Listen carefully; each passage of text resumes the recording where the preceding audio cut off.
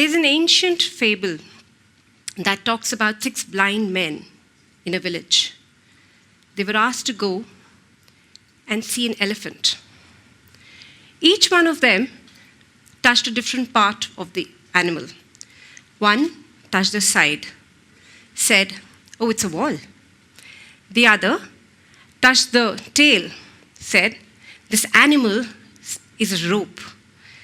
The third touched the leg and said, "It's the trunk of a tree." And so, the other 3 touched different parts. One touched the ears, said it's a fan. The tusk, it's a spear, so on and so forth. So, everyone had a different perception of the same animal. And then came a wise man from the village. And he said, "You're all right, but you're all wrong as well." These 6 blind men thought, what is he saying? He said, your perception of the animal is dependent on the side that you've seen. So you are touching, each one of you are touching a different side of the animal, and hence, it's a rope, it's a tree, it's a trunk, it's a spear. What we perceive of the world is entirely dependent on our truths, what we think, what we believe. Each one of us can look at the same thing with different point of views. To me, that realization happened when I went through my own life experiences. When I went through losses in my life, me and my sister, we both looked at the same event, similar event, loss of a parent, very differently. And I sat thinking, at that point in time, same parent, 2 siblings, same house, but the way we look at it is different. Think about it, and I'll come to all of these examples again, but think about it. A plate in a house, simple plate, a bone china plate, I think most of us would have it. It could mean an expensive thing to somebody. It could mean just a plate to somebody who's possibly seen a bone china through their entire life, and for them it's like just a plate. When that plate breaks, one person for whom it is expensive may come back and say, "Oh my God, it's an expensive plate," and hence the reaction is different. The reaction is violence, strong, "Oh my God," so on and so forth. The other person who's seen a bone china plate all his life or her life, or their life, would come back and say, "It's a plate, that's okay. A bone china has to break." The same person who lost their cool in the first instance said, "Oh my God, it's a plate." If the same plate would have broken at a relative's place, or would have broken at their workplace, or would have broken somewhere else, would not have evoked the same reaction. So people react differently to the same situation in different contexts as well. Think about it. I'm sure right now you're all thinking about your own experiences. Plate was just an example. When you wake up in the morning, there are different things you see, and how you react is entirely dependent on the truths that you've seen. That's what we call subjectivity. Interestingly, researchers who study human beings as a research topic don't call us object or data. They call humans as subject. Humans have the innate ability of emotions, likes, dislikes, and hence, everything they see is from that lens. I still remember many years back, and I think I'm talking about 7-8 years back, I walked into a very senior person's office wearing a Western formal suit, like many of you here are. And the gentleman looks at me and he says, "Oh, you're a kid. Do you really think you can do this with the senior-most level of people?" I was like, wow. So my dress decides how senior people I can deal with. Next day, not really next day, next week, I went to the same gentleman wearing a sari, as you see me right now in. And he was like, "Yeah, you're looking more senior right now. I think you can handle it." My truth then changed. My truth was, if I wear Western formals, I look younger. If I wear a sari, I look older. Hence, if I have to put myself in front of people where I want to be seen as respected, I need to change my attire. Can you relate how my truth changed by someone else's perception of what I was wearing? And so many of us make those changes based on how people see us. That's one part of it, which is subjectivity. The other part of it is the fact that most of us have thought processes that are formed in the first 8 to 10 years of our life by our parents, our primary caregivers, our teachers. What they tell us and what we see around them is what we start believing. Which means that if we have a house where mothers are caregivers, we tend to believe that's how the world is. If we see specific importance being given to a particular kind of cuisine, to a particular kind of thought process, we believe that's the right way. So our beliefs are formed in the first 8 to 10 years, and that's how it remains.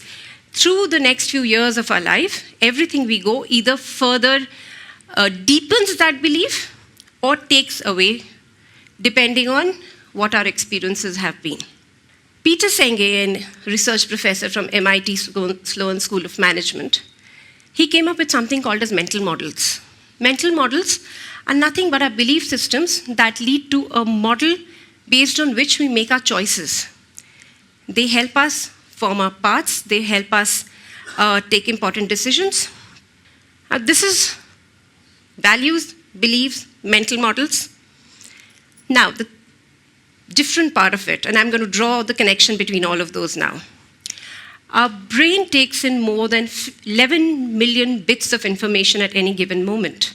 However, the conscious mind has the ability of processing only 40 to 50 bits of information every second. What happens to the rest of it? The rest of it goes back in our subconscious mind and creates shortcuts, which makes it easy for us to process information. Have you ever thought, when you're in a gathering, you tend to go to people who think like you, similar-minded people. If you think about your friend circle right now, you will find 80% of your friend circle are either from similar backgrounds as you, similar education as you, similar likes, dislikes as you, similar hobbies as you. Have you ever thought why?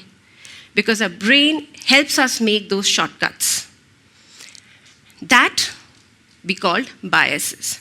Now, unfortunately for us, the word bias has a negative connotation. But the fact is, we do have positive biases as well. We think somebody from a great college will be intelligent. And we think somebody who's not from a great college won't be that intelligent. A person with a great brand is going to be like known everywhere, and a person with not so great brand will be like, okay. And those are the biases we have. Now, we did a short survey, and we asked people, have you ever knowingly or unknowingly shown bias towards someone based on many criteria, as you can see, gender, appearance, nationality, so on and so forth. 87.5% of people, and this survey was done across the globe, 87.5% people came back and said, yes, they have been biased, which means all of us are biased. Whether we like to acknowledge it or not, it is something that comes naturally to us. Our belief systems and our biases lead us to have mental models which help us in decision making. And in the middle, they also create that subjectivity that brings in. This is a very interesting data also because most of the time when I ask a reverse question, where I say that, have you ever been subjected to a bias from people? The answer has always been 100% because almost everybody feels that they have been biased. And I'm sure all of you are right now thinking about the moments where you have been biased or someone has been biased towards you. So coming back to where we are. So we are saying people have a thought process that they form through their entire life cycle. Those lead to biases and beliefs. Now, some of the biases, very common biases, like I was saying, I need to wear a sari to look older.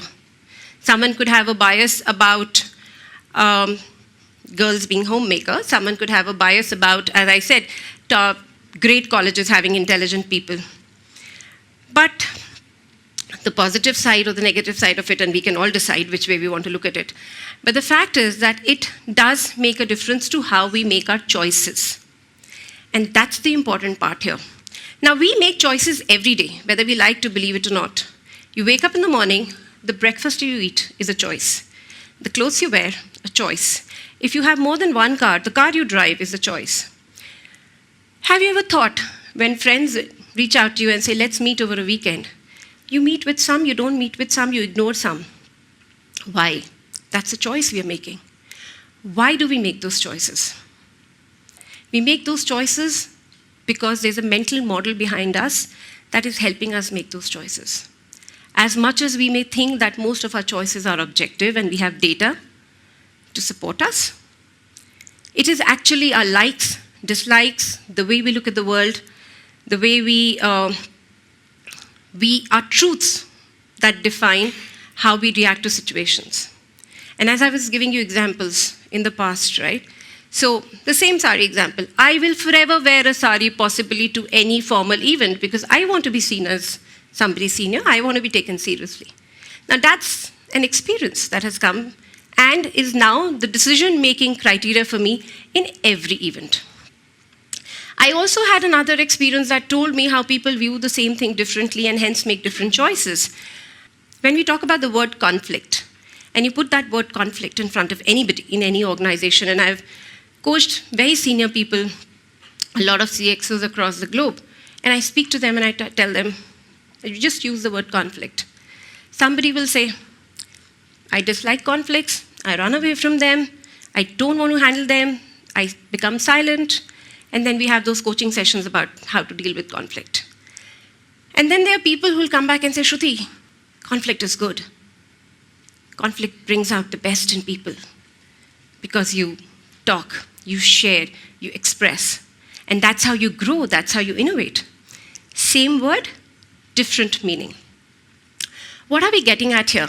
What we're getting at is a simple thing, that our beliefs and biases lead to something as simple as a mental model, leads to something called subjectivity, which is nothing but based on our likes, dislikes, emotions, truths, desires, the tapestry of our experiences that leads to our thought processes, which in turn leads to decision-making. And decision-making, mind you, is not as simple as I'm possibly making it sound. You will realize it because in the so many years of all of our existence, we've taken a decision.